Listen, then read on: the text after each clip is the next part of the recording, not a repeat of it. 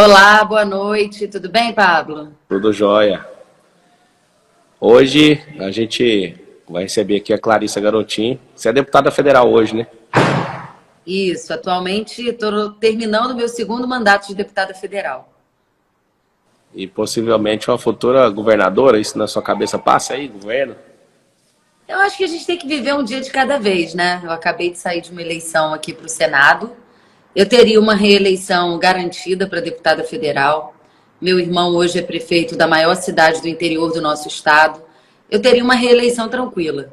Mas eu optei por ser candidata ao Senado, porque eu entendo que hoje a gente está vivendo muitos desafios no país e é preciso ter vozes, também no Senado Federal, que tenham compromisso com as pautas que eu tenho compromisso. Infelizmente, hoje elegemos no Rio de Janeiro um senador que, apesar de estar filiado ao mesmo partido do presidente da República, o presidente Bolsonaro, até agora não se pronunciou a favor dele. Então, é triste quando a gente vê pessoas que ficam em cima do muro. Eu não fico em cima do muro. Minha posição está muito clara. Lamento Quantos votos muito. você teve, Clarissa? Eu tive quase 1.200.000 votos. E Uau, acho que essa foi uma caminhada importante, né? Às vezes a gente tem que dar um passo para trás para dar dois, três para frente. boa. Me fala uma coisa, o que fez você entrar na política? Eu estou na política há muito tempo, sem mandato, né? Desde que eu nasci numa família de políticos, acabei vivenciando muito isso, porque os meus pais não tinham com quem me deixar, então eu acabava indo com eles para o programa de rádio, para as reuniões partidárias. Meu primeiro discurso num palanque eu tinha 12 anos de idade. E sempre me envolvi com a juventude partidária, até que há 14 anos atrás eu decidi ser candidata a vereadora na capital, na cidade do Rio de Janeiro. E aí a juventude do partido queria ter um candidato e não tinha ninguém que unificasse. Lançava um e dizia, esse não. Lançava outro, esse não. Aí eles me procuraram e disseram, Clarissa, você é o único nome que vai unificar toda a juventude. Você topa ser candidata a vereadora? Eu falei, agora. E aí eu entrei, fui vereadora por 2 anos, me candidatei depois a deputada estadual, venci as eleições, depois fui deputada federal, agora estou no segundo mandato de deputada federal e nesse decidi arriscar, deixar uma eleição certa de deputada para arriscar uma eleição para o Senado. Mas você é uma pessoa que entrou na política e mesmo não sendo eleita agora, você saiu muito maior do que você entrou nesse pleito, né? O difícil é gente igual a Soraya que entra num pleito, já é senadora, entra e sai 10 vezes menor. Então, assim, meus parabéns pela votação expressiva. Isso é um ativo, isso é uma parte da sociedade do Rio de Janeiro que confia em você. E eu vejo que você tem se levantado como uma das vozes femininas aí mais influentes no Brasil hoje. E é sobre isso que a gente vai falar aqui. Eu queria saber, é verdadeiro esse negócio que o presidente da República não gosta de mulher e ele é contra as mulheres? Olha, eu fui deputada federal junto com o Bolsonaro e depois deputada federal, ele sendo presidente da República. Nunca presenciei isso. Pelo contrário, eu sou integrante da bancada feminina da Câmara dos Deputados. O presidente Bolsonaro sancionou mais de 70 leis em benefício das mulheres, sempre recebeu a bancada feminina com todo respeito, sempre atendeu nossos pleitos, nossas pautas. E o que eu acho mais interessante, Pablo, é que no dia mais importante da vida do presidente Bolsonaro, que foi o dia que ele recebeu a faixa presidencial, ele, no momento em que era para ele brilhar, ele apresentou a todo o Brasil a esposa dele. Apresentou, pediu que ela fosse à frente e falasse com o Brasil na linguagem de sinais. Então, eu acho que um homem que no momento mais importante da sua vida dá luz à sua mulher, só pode ser um homem que valoriza as mulheres. Eu acho que é uma tremenda injustiça essa fake news que a esquerda espalhou de que o presidente Bolsonaro não gosta de mulheres. Muito pelo contrário, ele é uma pessoa que sempre valorizou, né, e que sempre, não só com a esposa dele, mas com toda a bancada feminina, com todas as... O Bolsonaro, ele não é essa figura que às vezes aparece na televisão em imagens editadas.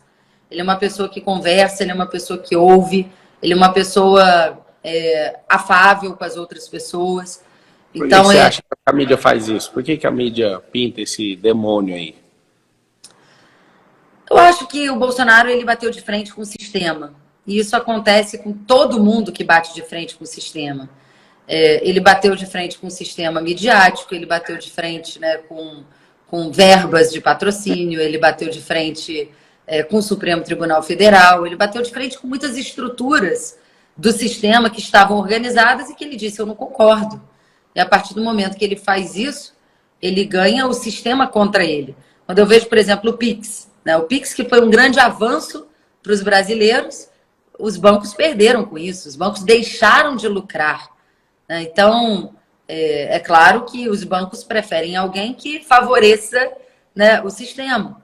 Outro dia eu até fiz um vídeo que viralizou muito, falando, olha, o Lula é o pai dos pobres ou ele é o pai dos bancos? Porque o que os bancos ganharam no Brasil, no governo Lula, é algo absurdo.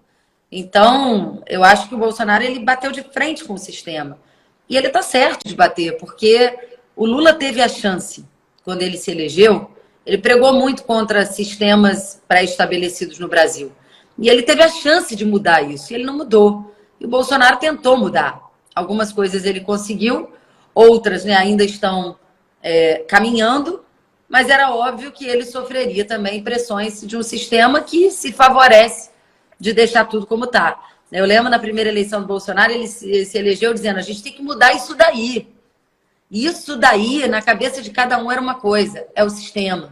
Na cabeça de uns é a injustiça, é o sistema do judiciário, que é falho, é o lucro recorde dos bancos, são 4 ou 5 famílias no Brasil que detêm quase toda a fortuna do país, né? É um Congresso que ele criou uma harmonia com o Congresso, mas também enfrentou, né, práticas como o mensalão e outras práticas que estavam estabelecidas no Congresso. E todo mundo que enfrenta o sistema, de alguma forma, sofre uma retaliação do próprio sistema. Ó, a Clarice Garotinho falou o seguinte aí, que as 4, 5 famílias, o patrimônio das 5 famílias mais prósperas do país é superior ao patrimônio dos 100 milhões de brasileiros mais pobres. Você pega 100 milhões de brasileiros, o que eles têm de recurso e patrimônio é equivalente ao que 5 famílias têm. Eu defendo a riqueza, eu defendo a liberdade. E não tem nada de errado ter famílias assim. O que tem de errado é ter gente na política que promove a miserabilidade do voto e a miserabilidade das famílias. Mas aí que tem um detalhe. Você vê que o Lula fala que é o pai dos pobres, mas se ele pegasse todo o dinheiro que ele colocou na América Latina e tivesse colocado só para terminar o Rio São Francisco, lá a transposição, ele provaria que ele é o pai dos pobres. Só que ele nem deu conta de terminar em 15 anos o negócio. Um negócio que veio desde 1800, desde do Brasil Império, essa transposição do Rio São Francisco para abençoar o Nordeste, grande parte do Nordeste, ele não consegue terminar. Inclusive eu vi um vídeo dele falando que o Bolsonaro fez só 4%, aquele 4% que põe o fim, termina a obra e leva a água de fato, né? Fez 86% roubando o tempo inteiro, e aí depois acontece um milagre. O dinheiro que ele emprestou para toda a América Latina, que é a forma de financiar uns aos outros aí nesse Foro de São Paulo, ele levou bilhões e dava para terminar todas as obras aqui do Brasil e não terminou. Esse é o estilo, né, do PT de fazer política. Sempre no gerúndio, sempre falando absolutamente que estamos fazendo, que aí você engana sempre a cabeça das pessoas. O que você acha, Clarice? Sabe, Pablo, que agora que acabou o processo eleitoral, outro dia eu estava entrando aqui no meu prédio, e aí um jovem me parou na rua e disse, eu votei em você para o Senado. Aí eu agradeci a votação. E ele me disse assim, olha, minha família é toda do Nordeste. E sabe como é que acontecia lá no Nordeste? Sabe por que o PT nunca quis concluir a obra do São Francisco? Porque toda vez quando chegava o período eleitoral, o Nordeste vive de uma agricultura familiar no interior, né, no sertão nordestino, mas não tem água, falta água. Então, a plantação ela não consegue florescer, não consegue ir no ritmo que ela precisa. E aí ele me disse, olha, todo período, quando chegava perto de eleição, chegava nessas localidades um caminhão-pipa com o nome dos candidatos escrito no caminhão. E aí a pessoa dizia, fulano de tal, políticos de esquerda, lembraram de mim agora no período eleitoral. Então, era cômodo não terminar a obra do São Francisco, que era mais prático mandar caminhão-pipa, né, para o interior e para o sertão nordestino, na época eleitoral, para ganhar voto. em cima da tragédia das pessoas. Eu estava no parlamento quando foi votado o Auxílio Brasil. E na hora de se criar o Auxílio Brasil, de dar o aumento para o Auxílio Brasil, você tinha que tirar o dinheiro de algum lugar. E o Bolsonaro decidiu que cortaria, né, faria lá uma mudança no pagamento dos precatórios no país. E o PT foi contra. Então, quer dizer, nunca foi pelo Brasil, nunca foi pelos mais pobres. Na verdade, foi pelo interesse, né, em manter a pobreza para que isso virasse um caminhão de votos. Eu sou a favor de política assistencial, como sou a favor do Bolsa Família, e não acho que isso é populismo, Bolsa Família, Auxílio Brasil. Eu fiz um curso em Chicago. Chicago é um dos centros financeiros do mundo. E quando eu cheguei lá no curso, eu vi que 1/5 da população de Chicago era atendido por programas de transferência de renda. Programas de transferência de renda são feitos em várias partes do mundo para conter a pobreza, para que o mercado continue circulando, para que as pessoas tenham poder de investimento.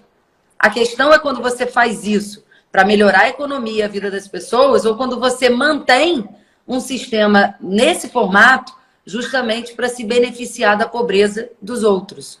Então, é isso que eu sou contra. Essa prática que o PT adotou sempre no Nordeste, de passar lá 15 anos sem concluir a obra do São Francisco, podendo ter feito, simplesmente para distribuir caminhão-pipa em período eleitoral.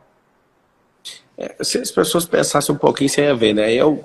Como eu até publiquei livro sobre marxismo cultural, inclusive, tá nos stories, eu liberei ontem na live com a Carla Secato, para vocês pegarem de graça o livro, tá? Em PDF, vocês podem entrar aí. Vocês aprenderam o que a gente já sabe há 15 anos, né? Que a gente vem estudando de forma profunda há 12. Isso não é sobre política, não é sobre resolver o problema do Brasil. Você vê um cara que dá um Bolsa Família de R$80 só para falar que ajuda alguém, isso é uma miséria. R$80 não serve para absolutamente nada. Né? E hoje está morrendo de ciúme porque o Bolsonaro colocou em R$600. Mas quando você vê a verdadeira política, eu vi um vídeo hoje do Lula que para mim assim, já basta. Eu já estou 100% envolvido, eu vou dobrar para 200 agora. Eu vou gastar assim, você nem imagina. Eu falei uma vida inteira para todo mundo desse Foro de São Paulo, que era o Lula que tinha criado, e o povo falava, isso é conspiração. Antigamente não tinha fake news, era só conspiração. Isso é conspiração. Eu vi um vídeo dele hoje falando que ele acreditava, eu choquei, não sei se você viu esse vídeo, eu acreditava que a gente nunca iria ganhar a eleição no Brasil no voto popular, achei que ia ser numa revolução. Mas quando a gente ganhou, quando eu saí da eleição tão grande, em 89, eu convoquei o Foro de São Paulo, o que vocês conhecem como Foro de São Paulo, para a gente ajudar uns aos outros. Aí ele fala com todo orgulho. E todos daquela reunião chegaram a governar em seus países. Então assim, gente, não brinca com o que está acontecendo. É uma janela de oportunidade que pode enterrar o Brasil e não ter nem eleição mais. Nunca um país, eu falo com toda a clareza da minha vida, nunca um país que virou socialista conseguiu desvirar, conseguiu voltar ao normal. Não existe relato na história de um país que virou socialista / comunista que tenha voltado atrás. Então tem muito artista aí bancado com dinheiro público para ficar defendendo vagabundo, e esses caras não sabem a profundidade de apoiar isso. Eles criam um antagonismo com a figura do Bolsonaro, mas a verdade eles não sabem o que está por... Eles não sabem, a maioria das pessoas que são simpatizantes desse ladrão, eles não sabem o que está por trás.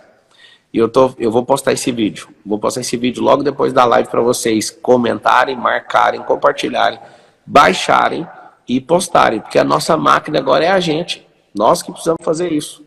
Me fala uma coisa, Pablo, eu tenho uma irmã mais nova, ela é missionária. Ela fica no interior de São Paulo, fazendo missões, e de lá ela é, de vez em quando, enviada, né, para algumas localidades para fazer o trabalho missionário. E há um tempo atrás ela foi enviada justamente para Pacaraima. É uma cidade que fica na fronteira, né, com a Venezuela. É lá em Roraima, né, e na fronteira com a Venezuela. E as coisas que ela descreveu, que ela assistia na fronteira, eram terríveis. Eram filas quilométricas de pessoas todos os dias, atravessando da Venezuela para o Brasil. Crianças de 12, 13 anos de idade, parecendo que tinha 7 anos de idade, 8, porque estavam no esqueleto, no osso. desnutridas, sem alimentação.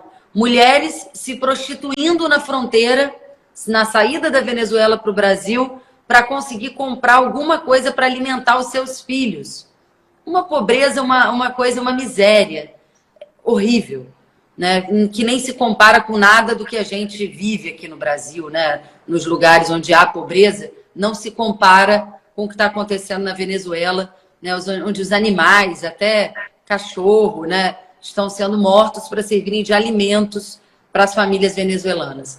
Então, quando ela me fez esse relato, foi muito antes da eleição, há cerca de 1 ano e meio atrás, eu falei, que coisa triste, né? As pessoas, às vezes, não sabem o que está acontecendo aqui do lado. A gente vê, o Brasil passou por um momento econômico difícil, passou, mas quando a gente olha para o sul do país e vê carro, né, vindo do Paraguai para abastecer no sul do Brasil, porque a nossa gasolina hoje está mais barata. Quando alguém fala, mas Clarissa, o gás está caro no Brasil, mas está muito mais caro nos Estados Unidos. Mas a energia está cara no Brasil, mas está muito mais cara na Europa. Então, eu costumo dizer que o Brasil ele não é uma ilha. Nós não estamos isolados do resto do mundo. Então, perto do que está acontecendo no mundo, nós conseguimos superar muito bem a crise.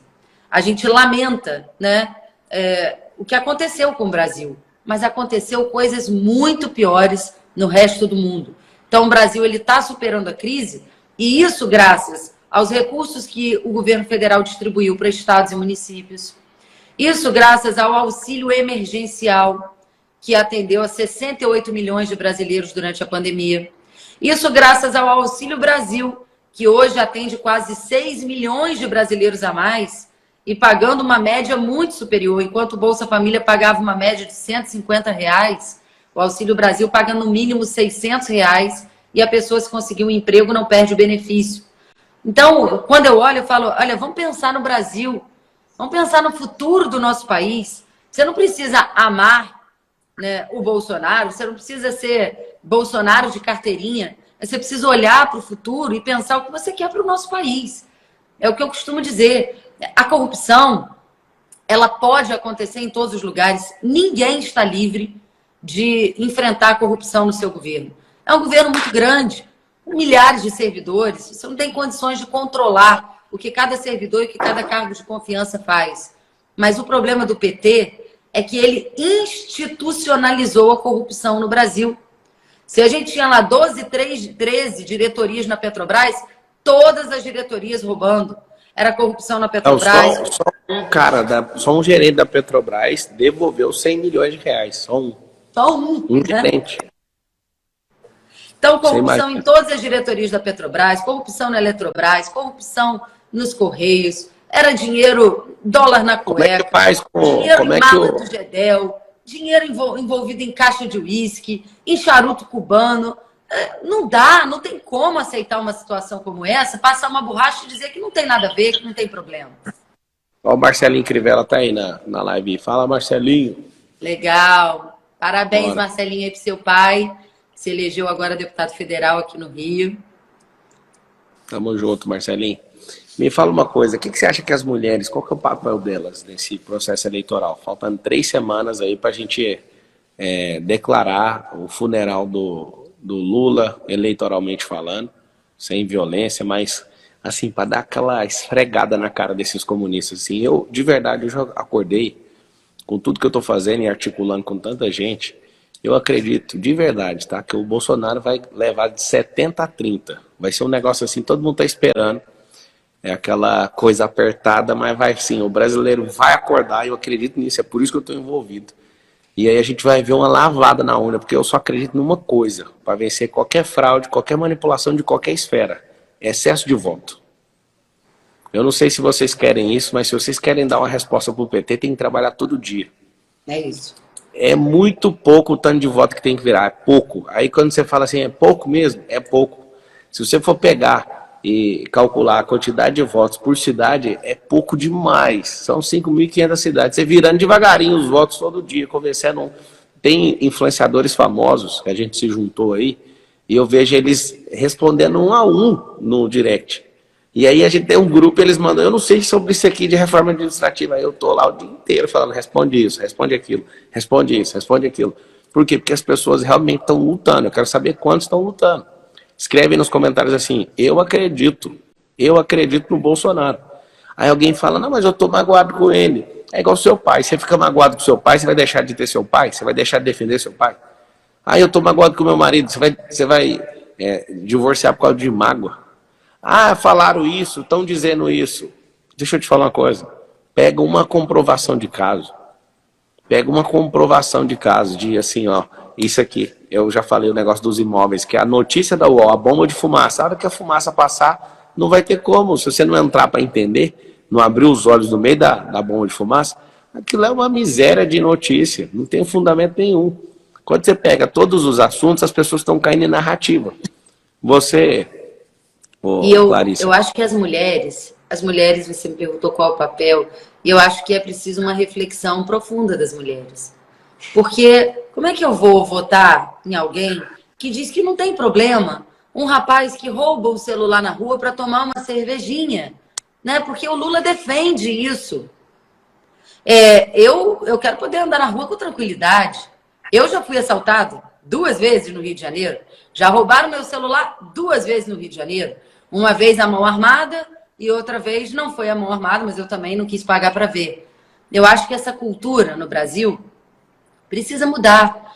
O que o PT defende? Saidinha de bandido. Todos da esquerda votaram no Congresso a favor da saidinha. A saidinha não é quando o bandido cumpriu a sua pena e agora tem que ir embora. É quando tem um feriado, tem algo excepcional e ele é liberado para sair e depois a maioria não volta e a polícia tem que reiniciar a sua caçada àquele criminoso que volta para as ruas para assaltar, para roubar, para destruir, para matar. Então, a gente não pode aceitar isso. A gente não pode aceitar que eu sou a favor do direitos humanos para todos, sim, mas principalmente para as vítimas. A gente não pode aceitar no Brasil esse discurso que o tempo todo passa a mão na cabeça do criminoso, passa a mão na cabeça do agressor. Eu sou mulher. Uma das minhas principais plataformas aqui foi justamente penas mais duras para estupradores e pedófilos. Eu passei a campanha inteira dizendo que cadeia é pouco para estupradores e pedófilos. Nós, mulheres e as crianças do nosso país, nós somos quem mais sofre com esse tipo de violência. A cada 10 minutos, uma mulher é estuprada no Brasil. Todos os dias, crianças perdem sua infância, perdem a sua inocência nas mãos de pedófilos. E o presidente Bolsonaro, por várias vezes, eu vi ele defender a castração química dos estupradores. Mas a esquerda do PT é contra a castração química. Parece que estão sempre do lado, né, dos agressores. E nós não, nós estamos do lado da vítima. A gente está do lado da mulher que está sendo violada. A gente está do lado da criança, inocente. Né? Temos que transformar a pedofilia num crime hediondo no Brasil. E eu sei que o presidente Bolsonaro defende castração química de estuprador e pedófilo. Eu sei que ele defende que a pedofilia se torne um crime hediondo. Clarice, então por que ele não fez? É porque isso cabe ao Congresso. E eu tenho certeza que esse novo Congresso, que é um Congresso mais conservador, que é um Congresso mais de direita, né, vai poder fazer isso agora. Vai ter condições de fazer. Eu queria estar no Senado para fazer, mas eu espero que esse Congresso faça, porque passou o tempo de ficar passando a mão na cabeça de bandido. A gente tem um presidente que defende leis mais duras e a gente tem hoje um Congresso que tem condições de aprovar. Então vocês têm que entender o seguinte, existe uma situação que, em primeiro lugar, o Lula não dá conta de governar com a gente lá. A Clarissa, ela estava concorrendo ao Senado, né, teve votação expressiva, mais de 1.200.000 votos. E agora eu, Pablo Marçal, estreando na política, vou estar lá no parlamento, como deputado federal. Eu quero falar para vocês que não tem como vocês ficarem assistindo. A gente está chamando vocês para ajudar a vencer uma eleição, mas nós estamos aqui para te falar uma coisa, precisamos de vocês na política. Eu costumo falar, Clarissa, que quem vai para um cargo público está descendo um poço sujo, um esgoto, né? E a pessoa que não vai fazer isso, ela tem que ou segurar a corda ou ajudar a financiar quem segura a corda. Então, ou então você faz o seguinte, você vira as costas e deixa o Brasil do jeito que está. Sempre os esquerdistas, esse povo que fala que é de centro, eles são de esquerda também. Não existe ninguém morno, não existe ideologia neutra. Eu nunca vi na minha vida nada neutro. Não existe. Ou está militando para um lado ou está militando para o outro. E eu nunca vi as pessoas gostarem tanto de política como agora. Me deixou assustado quando eu fui me candidatar a presidente, no começo foi em abril, maio, né? Em maio, quando eu estava entrando na pré-campanha, eu percebi o tanto que as pessoas são desinteressadas por política. E aí eu vi uma pesquisa, eu acredito que aquilo lá está errado, só pode, mas só 7% do Brasil gosta de discutir política. E aí tem gente que não se posiciona de jeito nenhum, então aqui fica um apelo. Alguém que está aqui desde a infância, né? O primeiro discurso que eu falei foi com 12. Alguém que está no segundo mandato de deputada federal, que teve a votação expressiva e que é uma das vozes mais fortes aí da política, né? Veio de família política. Eu quero que essa live sirva para inspirar você que está assistindo. Neutro aqui é só o sabão, você não pode ser neutro. Escreve isso aí todo mundo, neutro é o sabão, a gente tem posição. Inclusive o meu partido, né, o União Brasil, o partido que eu tô, ele adotou um discurso de neutralidade no segundo turno e eu no mesmo dia fiz um vídeo dizendo, olha, não tem neutralidade. Eu já sou Bolsonaro há muito tempo, fiz minha campanha apoiando ele no primeiro turno todo, não venci, tive uma votação muito expressiva, quase 1.200.000 votos, continuo apoiando no segundo turno e é assim que tem que ser. Porque neutralidade, como você falou, a gente está vivendo um momento muito importante da história do país. O que vai acontecer hoje, né? E tem gente que fala, mas o Lula... O problema não é só o Lula já é um problema, mas o problema é o PT. O problema é que o PT, quando entrar, ele vai querer ficar mais 20 anos no poder. Ele já passou 15. O projeto político do José Dirceu é virar um PRI, um Partido Revolucionário Institucionalista lá do México, e passar décadas no poder. E a gente já sabe o que ele faz. Esse é o time que governou com o PT, com Lula, Zé Dirceu, Genuíno, Palócio, Delúbio Soares. Por que ele disse que não vai anunciar nome nenhum? Porque a gente sabe que ele vai trazer a tropa dele de volta. A tropa não, né? A quadrilha. A quadrilha, exatamente. O Brasil não merece isso. A gente sabe como o PT age. O PT sempre instrumentalizou a Polícia Federal contra seus adversários políticos. O PT sempre fez isso. Então, a gente não merece ter o PT de volta no Brasil. O povo brasileiro não merece. Nossos filhos não merecem. E não é justo que alguém tenha tido 15 anos para governar o Brasil e agora o Bolsonaro, que não teve nem 4, não conseguiu nem concluir ainda o seu primeiro mandato, que enfrentou a maior crise sanitária da história recente, né? A nossa geração nunca vivenciou uma pandemia como nós vivenciamos agora. Quando saímos da pandemia, enfrentamos uma guerra no leste europeu com efeitos econômicos no mundo todo. O Bolsonaro não teve a chance de governar o país em condições normais. Então, o outro teve 15 anos. E o que eles fizeram, eu não quero de volta. O Bolsonaro, você pode não gostar, né, de algumas posturas do Bolsonaro, você pode achar que às vezes ele fala demais, ou que ele é super sincero. Mas eu prefiro alguém assim, sabe? Alguém autêntico, mas que governe o Brasil com responsabilidade. Alguém autêntico, mas que monte um time de primeira, um time como o Tarcísio, um excelente ministro da infraestrutura, agora vai virar, se Deus quiser, governador de São Paulo. Um time que tinha a Tereza Cristina, uma excelente ministra da Agricultura, né? O título de propriedade rural, propriedade de terra. A Tereza Cristina, junto com o Bolsonaro, distribuíram mais título de posse e propriedade do que Lula, Fernando Henrique, Dilma e FHC. Lula, FHC, Dilma e Temer juntos. Ou seja, o governo do Bolsonaro fez a maior reforma agrária do país. 400 mil e deu 80% para as mulheres, né? 80% para as mulheres. Então, é o que eu digo. Às vezes você pode não gostar do jeito que ele fala, mas é melhor ter alguém sincero, mas que monte um time de primeira para governar o Brasil bem, para tirar a gente, né, da crise, como conseguimos superar antes do mundo todo superar. Falaram tanto da vacina, mas não faltou vacina para ninguém no Brasil. Nossos índices de vacinação são muito superiores a vários países da Europa. Então, o Brasil ele está no rumo certo. A gente agora não pode retroceder. Esse é um momento importante. Lula, você que é parlamentar. Por isso que você Lula, que vota em branco, vota nulo, né, não pode se abster nesse momento. vamos fazer uma pesquisinha aqui rápida. Quantos votaram no Bolsonaro? Coloca assim, votei 22. Coloca aí quem votou branco. Coloca votei branco. O outro colocou qualquer número, votei nulo. Não fui votar, escreve aí. Eu nem vou te perguntar você que votou no Lula, que não faz diferença para nós. Então o que acontece? Escreve aí que eu quero ver. Nós precisamos pegar na mão, nós vamos lançar um projeto agora que chama Carona Brasil. E você vai ver esse site, as pessoas que não conseguem ir votar por problema de locomoção, dinheiro, tá em outra cidade, a gente vai conectar essas pessoas para elas terem carona. Aí todo mundo pondo 22, votei 22, Marcos Freitas, vou te chamar aí, lindão, para a gente fazer. É o seguinte, o que a gente precisa é multiplicar voto, virar voto.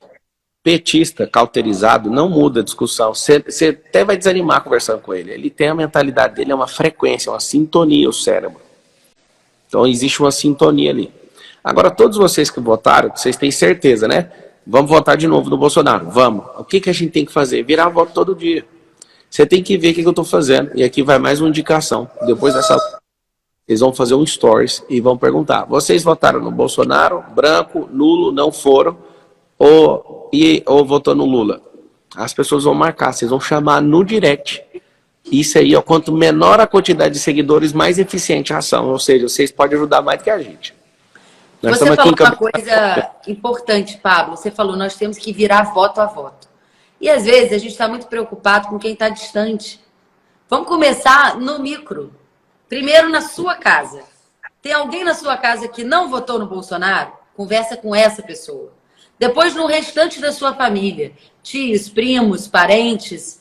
Depois nos amigos e na convivência mais próxima. Não tenta ir muito longe, não. Vai primeiro em quem está perto. Em quem confia em você. Em quem usa o seu bom senso, a sua palavra, né, a sua busca por informações. E convença esses primeiro. Porque se cada um de nós, se cada eleitor do Bolsonaro convencer só mais um, nós vamos ganhar de lavada essa eleição. Então, às vezes, a gente está preocupado com quem está longe. Se preocupa com quem está perto de você. Porque com certeza tem gente que está perto de você e que não votou no Bolsonaro no primeiro turno. Mas você pode fazer votar agora no segundo turno. Para você ter uma noção, nós descobrimos que o Bolsonaro tem de 2 a 3 milhões de votos de caminhoneiros no setor que ou tem seu próprio caminhão ou trabalha em transportadoras. O que a gente está fazendo? Nós estamos fazendo levantamento das transportadoras, mandando mensagem para os empreendedores liberar os caminhoneiros no final de semana, porque imagina de 2 a 3 milhões de votos. Então assim, a gente está descobrindo onde está o problema e a gente precisa que você também descubra na sua casa. A gente tem uma influência local, a gente tem influência nas redes sociais, são pessoas tão próximas a você, pessoas no meio do percurso. Tem gente que só está com medo, tem gente que só está com dúvida. Mas na maioria dos casos, as pessoas elas caem muito fácil na lábia de um cara mentiroso e bandido igual o Lula. O que eu percebo, Clarissa? E é uma coisa que é a marca do Bolsonaro. Uma pessoa, por exemplo, se você falar assim, ó, o Lula é ladrão, a pessoa fala, não roubou nada de mim, tô nem aí. O pobre não tem nada. E você usa essa tecla do ladrão com ele, o que ele vai falar? Ele vai falar assim, não me roubou. Mas uma fala do Bolsonaro que incomodou ele, mexeu com ele negativamente. Qual que é o perfil emocional do brasileiro? O brasileiro, ele não gosta de confronto. O brasileiro realmente tem um perfil emocional, e a gente está lutando para esse país avançar, de vítima. Tudo por conta dessas políticas de esquerda, que vem alimentando essa postura. Então, numa pessoa comum, você vai ter que ter paciência. Por quê? Porque se falar que o Lula roubou, ele não teve nenhuma perda de nenhum real no bolso dele. Ou seja, ele não convence. Agora, quando você fala assim, o Bolsonaro falou tal coisa, ele fica magoado. Ou seja, a gente só tem que tirar... Eu estou chamando isso, inclusive falei para o presidente, para toda a equipe, para os filhos, para os marqueteiros. Precisamos tratar o voto magoado. O que é o voto magoado? Aquelas pessoas que perderam alguma coisa emocionalmente com a fala do presidente. E o presidente não queria magoar ninguém, ele só estava sendo sincero, direto e caindo para cima. Então o que eu quero pedir para você é o seguinte, lembra que o voto é confiança. As pessoas que, por algum motivo ou por vitimização, perder a confiança no presidente, ela pode ser restabelecida por você. Então eu poderia ficar calado. Eu fui roubado pelo PT, nem sei, Clarissa, se você ficou sabendo. Eles roubaram a minha candidatura à presidência da República. Foi um negócio mais assombroso. Eu poderia virar as costas e ir embora. Eu falei, negativo, agora eu vou para cima. Estava no último prazo para sair para deputado, eu falei, eu não vou. Eu não quero nem saber, eu vou para cima. Quando eu vi o Lula saindo para candidato, eu falei... Eu vi o que aconteceu lá no partido, eu acompanhei. Sim, então assim, quando eu vi Lula saindo candidato, eu falei, meu Deus, tinha que ter a maior quantidade de candidatos só para peitar ele nos debates, não faz sentido. E aí, ó, pra você ver, tem gente ali agora falando, fala dele aí, comeríndio. Oh, meu Eu acabei de ler isso. Não tem nem como, isso são narrativas, isso não tem nem explicação, não preciso nem gastar meu tempo explicando isso para você. Sabe o que é interessante? A fala do Bolsonaro. Contexto, né? A fala do Bolsonaro importa, a do Lula não, a do Lula pode falar o que ele quiser, né? O Lula fala maluquice o tempo inteiro e ninguém questiona a fala dele, por quê? Porque não adianta. A narrativa de esquerda, 80% da mídia brasileira é esquerdista, esses caras não têm compromisso com a verdade. Eu vou falar uma coisa para vocês, esse esquerdismo é uma doença. Tem mais de 200 anos isso aí proliferando nas nações. Esse é o método real de quebrar uma nação. Eu não estou de brincadeira com vocês, eu sou um homem... Eu ia dizer, isso não é uma... Isso é um método pensado, é um método estudado. Isso não é simplesmente uma fala por uma fala, né? É um método da esquerda pensado para influenciar.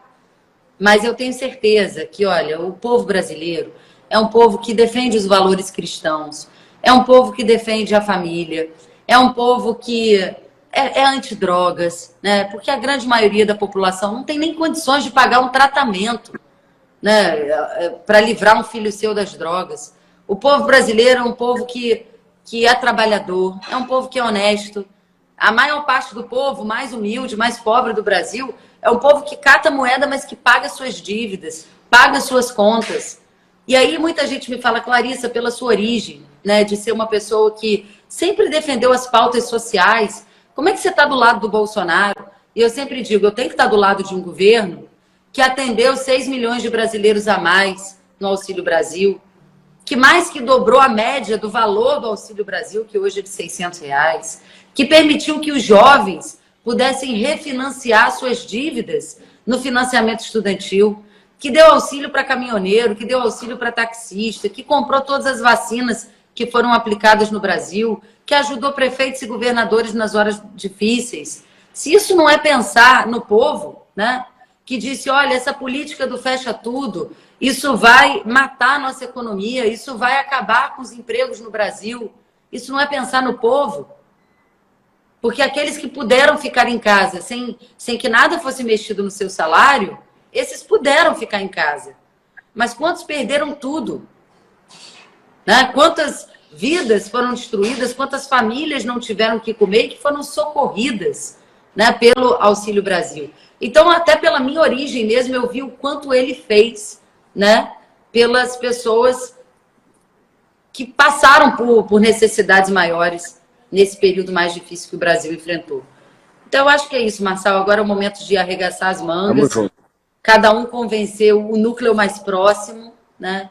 Às vezes não adianta a gente se preocupar com quem está longe. E nem ficar brigando para quem já tem opinião formada. Né? Quem está decidido já era. Você esquece que tem muita gente para decidir. Quem está dentro da bolha ideológica, você deixa para lá, não perde tempo nessas discussões. Vai no eleitor mediano, aquele que você sabe que pode mudar. Quem está chateado, quem está indeciso, quem está sem perspectiva, quem está sem esperança, você que está assistindo é a esperança dessa pessoa. Então eu quero que todo mundo escreva assim, ó, bora virar 10 votos pro Bolsonaro. Bora virar 10 votos essa semana, esse é um alvo. Vamos fazer isso. Virar voto, anotando um por um assim, ó, um por um. Quantos vocês já viraram votos? Depois de escrever, bora fazer 10 votos essa semana. Bora virar 10 votos. Pegar o Lzinho de ladrão e virar para colocar o bandido no seu lugar. Essa é a única fórmula do bandido respeitar esse país. Bora salvar o Brasil de verdade. Não é o Bolsonaro que vai salvar, é a gente. O Bolsonaro nos representa, ele é um escudo de bronze para defender sua casa, os nossos princípios. Defender o cristianismo, o empreendedorismo, o livre mercado. Defender as crianças lá daquela ilha Marajó. Defender tanta coisa que você nem sabe que ele está defendendo. Vamos para cima, 10 votinhos para cada um, não vai fazer diferença na sua vida, mas vai fazer diferença para outras gerações. Vamos trocar essa picanha mentirosa do Lula para os nossos filhos não comer cachorro amanhã. Os filhos do Brasil não comer cachorro igual na Venezuela. Se eu te falar, a América Latina inteira, ela pode dar errado. Todos os países da América Latina, se somar o tamanho territorial deles, dá o tamanho do Brasil. Só para vocês saberem. O Brasil tem 8 milhões e 500 mil quilômetros quadrados. O que significa isso? Se todos os países da América Latina derem errado, como estão dando errado por causa da política de esquerda, todos conseguem ser absorvidos pelo Brasil. Pode vir para o Brasil que cabe. Agora o Brasil, se der errado, não cabe em lugar nenhum. Nós vamos enfiar nosso povo aonde? É verdade. Pra... E o que não pode acontecer, Pablo, é as pessoas duvidarem. Ah, não, o Brasil nunca vai quebrar. Ah, não, o que está acontecendo lá nunca vai acontecer aqui. Quem disse, né? Quem pode dar essa garantia de que o que está acontecendo lá fora não vai acontecer aqui? Porque eu vejo muita gente que fala assim, não, o Brasil nunca vai ser uma Venezuela. O que está acontecendo lá na Nicarágua, onde os cristãos estão sendo proibidos de falar de Deus, não, isso nunca vai acontecer no Brasil. Aprovar aborto de bebê de 6 meses, como aprovaram na Colômbia, não, isso nunca vai... O problema é o seguinte, a esquerda não quer que você debata valores. Diz que essa é uma pauta atrasada e essa é a melhor forma de amanhã implementar essa pauta dentro do país. Então não duvide que amanhã eles são capazes de fazer. Nós somos cristãos modernos à moda antiga. Moderno em tecnologia, a gente até lê Bíblia no celular. Mas a moda antiga, porque a gente não abre mão dos nossos princípios, e o que esse vagabundo desse Lula, esse ladrão, falou que pauta de família é um atraso, ele que se vire e arrumar a família dele lá onde ele quiser, aqui no Brasil vai continuar a nossa moda antiga, que são os nossos princípios e os nossos valores. Clarissa, eu quero te agradecer. Se você puder fazer a sua declaração final. Daqui a pouquinho, às 21 horas, eu vou entrar com a família, um casal da Venezuela. E vocês vão ouvir deles. Eu vou começar a trazer venezuelano, colombiano, peruano, porque aí vocês vão acreditar. Vocês acham que a gente é tudo playboy, né? Que a gente tá aqui para fazer graça, ou que alguém pagou a gente, ou que a gente tá pegando cargo. Eu vou trazer quem sofre na pele, porque um dia tinha pessoas como a Clarissa e o Pablo Marçal, tirando um domingo que era para estar abraçado com os filhos aqui, militando na internet, correndo um monte de risco, só para te falar, pelo amor de Deus, tira a bunda da cadeira, tira a bunda do sofá, com todo o respeito, para de ficar desanimado. E o Bolsonaro, Bolsonaro, você não está concorrendo para ser marido dele, não, ser esposa dele, não, ninguém está te pedindo para ele, eu tenho que amar o Bolsonaro. Não, o Bolsonaro é necessário. Eu queria ser o presidente da República mais novo do mundo, só tem um problema. A guerra agora é Lula e Bolsonaro. É a hora da gente defender o Bolsonaro com as nossas unhas, com os nossos dentes, com o nosso coração. Ele é o que a gente tem, meu Deus do céu. Então, se você for analítico, só pelos números e resultados, não tem como você votar em outro cara. O melhor presidente da era moderna, nossa. O cara que equilibrou as contas públicas. O Brasil não está devendo ninguém. O Brasil está crescendo mais que Estados Unidos. Depois de 42 anos vai crescer mais do que a China. Meu Deus do céu, vocês estão ficando doidos. Você vê um bêbado aí falando num palanque, ele está falando que vai estourar o teto de gastos, que é o único jeito de explodir a economia brasileira. Então a gente aprendeu tanto, cresceu tanto, vai ter que regredir para um maluco desse, para um malandro desse, chamado Luiz Inácio Lula da Silva. Não vai de jeito nenhum. Eu estou 100%, 200% dedicado agora, 1000% dedicado. E eu quero te pedir isso. Você cair para dentro e virar voto mesmo. E para cima, por mim, não. Você vai bater no peito assim, aqui não. Eu não vou ficar esperando o caos aqui, não. Nós vamos para cima. Você vai esperar o ladrão entrar... Escuta aqui. Você vai esperar o ladrão entrar na sua casa para você tomar providência? Tem que empurrar o ladrão para fora do seu bairro, para fora da sua cidade, para fora do seu país. Essa vai ser a resposta que vamos dar para o Lula. Vamos tirar esse encantamento de serpente dele. Clarissa, suas declarações finais, minha irmã. É uma bênção ter você na política. Obrigado por você estar aí com a mesma energia. O que eu quero deixar aqui como alguém que está assistindo, né, você se expondo, eu vejo que você não diminuiu a energia em nada. Você foi guerreira, né, você concorreu com 2 pessoas que estavam apoiando o presidente Bolsonaro também, e você foi muito bem votado. Espero que você seja a futura prefeita ou governadora, ou quem sabe, uma das próximas presidentes do Brasil, eleita de forma honesta. Não estou pensando nisso, não. Né, mas você vai chegar lá, a gente vai construir energia para isso. Precisa ter uma fila de 100 pessoas como você, como eu, como várias pessoas que amam esse país, para a gente não ficar esperando catar alguém para virar presidente e nunca mais deixar o PT voltar nesses próximos 120 anos. Sua declaração final é agora, às 21, eu volto com um casal da Venezuela, para vocês começarem a sentir o drama. Pablo, acho que você colocou muito bem.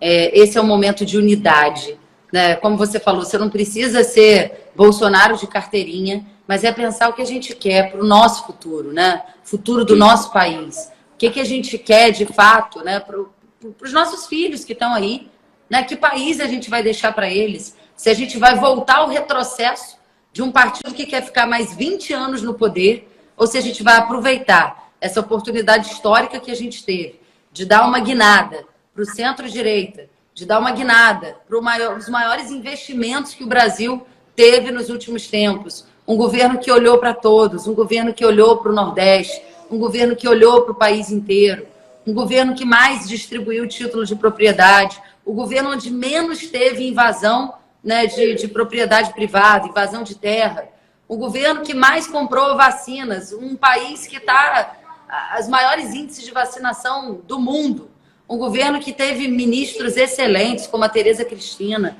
como o Tarcísio, um governo que realmente está olhando para frente, está botando o Brasil no rumo certo. Menos de 4 anos para consertar os erros de 15 anos do PT, eu acho que a gente precisa dar essa chance. Entender que não se trata de uma pessoa, se trata do ser. Agradecer a você por essa live, agradecer a você por essa oportunidade de estar aqui compartilhando, né, histórias, compartilhando essas lutas, né? Você aí no seu estado, eu aqui no meu, mas a gente fazendo a diferença em todo o Brasil. E concluir dizendo o que você disse. Vamos virar voto. Está na hora de virar voto. E não se preocupe em virar voto longe, em discutir com quem você não conhece. Se preocupe com o seu ciclo, com os seus amigos, com a sua família, com os seus vizinhos, com aquele cara que está lá jogando futebol com você, com aquela mulher que está lá na igreja sentada do seu lado. Se preocupe com as pessoas que vão dar atenção ao que você diz. As pessoas que gostam de você, que confiam em você, e certamente você vai encontrar pessoas do seu lado que não votaram no Bolsonaro no primeiro turno. E cabe a nós virar esses votos, um a um, e a gente vai chegar lá. Eu tenho muita convicção da vitória. Nós vamos vencer. Também. Porque o Brasil não pode retroceder. Aqui, Clarissa, vamos fazer um print aqui pro Bolsonaro e para todo mundo saber que a gente tá aqui, ó, trabalhando junto. Ó, tira o print aí, todo mundo. Tamo junto, ó.